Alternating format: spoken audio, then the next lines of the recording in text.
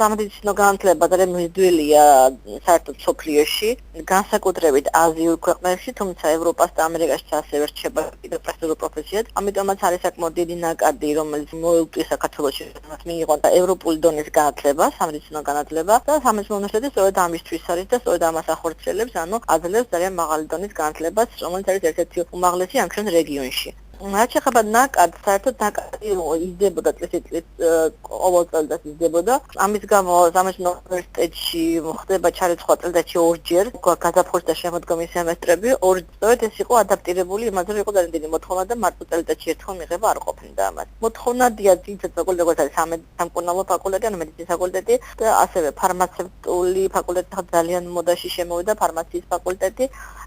გარდა ამისა ჩვენ გვაქვს ინგლისურ ენოვანი გვაქვს ასევე ფიზიკური მედიცინის და რეაბილიტაციის ფაკულტეტი, ეს არის სრული სახელწოდება ამ ფაკულტეტის, სადაც თურქი სტუდენტები სწავლობენ. სადაც უნივერსიტეტში დღეს უკვე სწავლობს დაახლოებით 2000 უცხოური სტუდენტი მსოფლიოს 42 ქვეყნიდან. შემოთავაზ ყველა კონტინენტს ფაქტიურად, ევრაზია, აფრიკა, ავსტრალია, ამერიკა, ყავს ევროპის ფაქტიურად ყველა ქვეყნიდან, ან სულ 42 ქვეყანა, ანუ ფაქტიურად თელ გეოგრაფიას ფარავს. ყველაფერი ეს მზარდი იყო და ყველაზე დიდი პრობლემა შეგვექმნა უკვე წელს შემოდგომაზე. იმ სტუდენტებში რომლებიც ჩარიცხული იყვნენ სწავლობდნენ ჩვენთან, ბავშვები მიშველები იყვნენ, რომ აქვე იღებდნენ ხოლმე ვიზას და ბიზნესის მოწყობას და ამიტომაც საქართველოში ჩამოვიდნენ თქვა დარბეგების შემდეგ და აღმოჩნდა უნდა გაბრუნდნენ უკვე თავის ქვეყანაში, რათა აიღოს სწავლა ვიზა იქ. აი ამან გაგვრთულა, ამიტომაც შემდეგ ძალიან დიდი ძალის მოდაგჭირდა, რომ ეს ინფორმაცია მიგვეტანა მთავრობისადმი და ისინი გულისხმობები აღმოჩნდა მოახერხა ასრულებები, მოხდეს გარკვეული პერიოდი და ეს ყველაფერი გადავიდა ფაქტად მარტამდე, ასე რომ ამან ძალიან გაგვრთულა შემოდგომა, ფაქტიურად ძალიან რთული თითქმის შეიშალა პროცესი ძირს გადავარჩინეთ ასე ვთქვათ.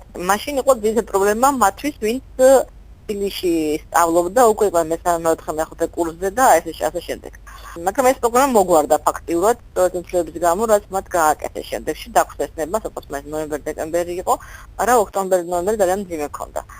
მაგრამ აი ამ ყველაფერმა ეხლა რაც ვთქვათ, ეხლა ახალი წელი შემოვიდა, გაგვიჩინა პრობლემა უკვე ჩარიცხვასთან დაკავშირებით. ანუ სტუდენტი ჩამოსვლამდე, მან უნდა სტუდენტმა მიიღოს საქართველოს საკონსულოებში თავის ქვეყანაში სტუდენტური ვიზა, რომელიც არის ერთწლიანი მინიმუმ, ანუ უნდა ჩამოვიდეს უკვე სტუდენტური ვიზით, ყოველთვის ან ვიზით და მერე გაგრძელოს სამთვიანი და მერე გაგრძელდეს. აი ამ შემთხვევაში გართულებულია, იმიტომ რომ ჯერჯერობით ჩასარიცხად შეგვჭირდებოდა ხოლმე შევაკეთოთ გასაუბრებას და გამოცდას და ეს გამოცდა თბილისში ჭარბდება ჩვენთან.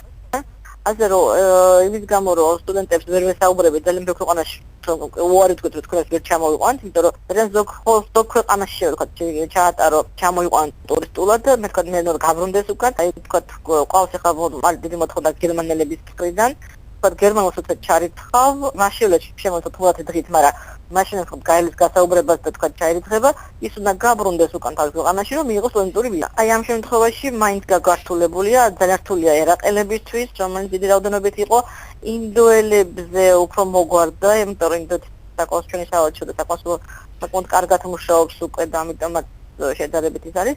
თუმცა ნუ აი ჩარიცხავს უნდა ერთი თუ ამერიკელი ვიზის უნდა ეს ანუ ჭიანურდება და თქვა არის ის საშიშროება რომ აი ამ თქვა მარტში დაგვიანდეს დასწავლა პროცესი და ვერ დაიწყოს სწავლება.